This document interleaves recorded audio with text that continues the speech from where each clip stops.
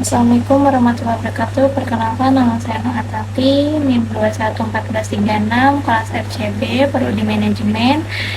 Di sini saya akan memaparkan materi tentang bisnis internasional dalam rangka pengerjaan tugas akhir semester saya. Definisi bisnis internasional menurut Bal M.J.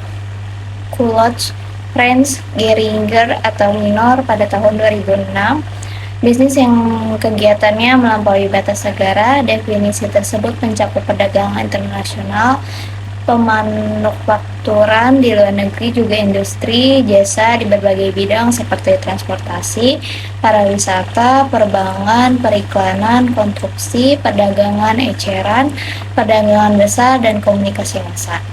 Selanjutnya, menurut Charles W.H. Hills pada tahun 2008, perusahaan yang terlibat dalam perdagangan maupun investasi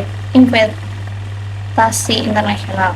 Yang selanjutnya, Daniel Redbook Sullivan pada tahun 2004, menurut mereka semua transaksi komersial baik oleh swasta maupun pemerintahan di antara dua negara atau lebih. Selanjutnya, karakteristik yang membedakan bisnis internasional dan domestik adalah melibatkan aktivitas lintas batas. Hal ini berarti menjalankan bisnis internasional lebih rumit karena negara-negara mempunyai ciri khas. Yang kedua, masalah yang dihadapi lebih kompleks. Yang ketiga, bisnis internasional harus mampu bekerja dengan berbagai kendala perdagangan dan investasi yang ditetapkan suatu pemerintahan. Yang selanjutnya, transaksi internasional melibatkan perubahan mata uang. Materi selanjutnya, perusahaan yang melakukan bisnis internasional. Yang pertama, perusahaan multi domestik, yaitu menjalankan bisnis melalui beberapa unit atau perusahaan lokal di luar negeri. Yang kedua, sebuah organisasi dengan cabang di bisnisnya sendiri berdasarkan perbedaan dasar yang dipahami. Yang kedua, menurut perusahaan global, organisasi yang berupa untuk membakukan dan memadukan operasional di seluruh dunia dalam semua bidang fungsional. Yang selanjutnya, materi perdagangan dan investasi dalam bisnis internasional. Menciptakan tempat-tempat produksi di luar negeri semata-mata untuk memenuhi konsumsi lokal tampaknya merupakan dasar yang semakin rapuh bagi investasi luar negeri. Yang jauh lebih baik adalah kemampuan memanfaatkan sebaik-baiknya keunggulan kompetitif perusahaan dengan menempatkan produksi di mana saja yang paling efisien.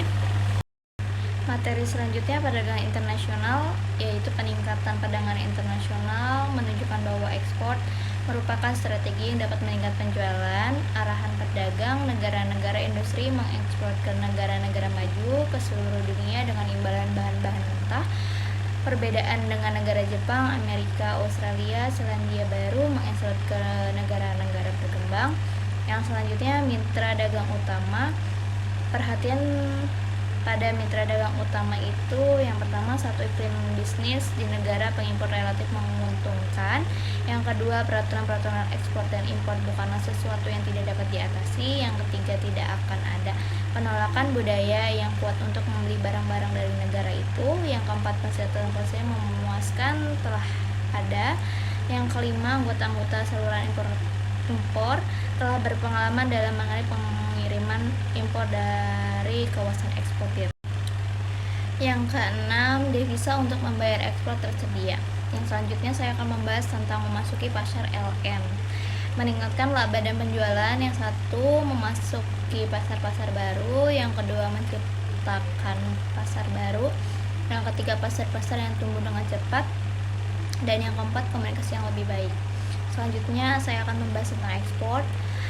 Kebanyakan perusahaan memulai keterlibatannya dalam bisnis luar negeri dengan mengekspor, yaitu menjual beberapa produk reguler mereka di luar negeri. Metode ini memerlukan sedikit investasi dan relatif bebas resiko. Mengekspor merupakan alat yang paling bagus untuk memperoleh rasa berbisnis secara internasional tanpa meningkatkan suatu sumber daya manusia atau keuntungan dalam jumlah besar. Apabila manajemen tidak memutuskan untuk mengekspor, ia harus memilih antara mengekspor setelah Dimensi global, manajemen dapat melakukan globalisasi atau standarisasi melalui paling sedikit 7 dimensi. Yang pertama produk, yang kedua pasar, yang ketiga promosi, yang keempat memberi nilai tambah kepada produk, yang kelima strategi kompetitif, yang keenam penggunaan personal bukan dari negara asal, yang ketujuh memperluas kepemilikan global dalam perusahaan. Selanjutnya, teori dan kebijakan perdagangan internasional. Pentingnya kerjasama ekonomi internasional. Yang pertama, makro krusial, saling melengkapi, pertukaran dan spesialisasi, hubungan antara negara, alokasi sumber daya ekonomi, hasil yang lebih jauh, jangka pendek dan jangka panjang.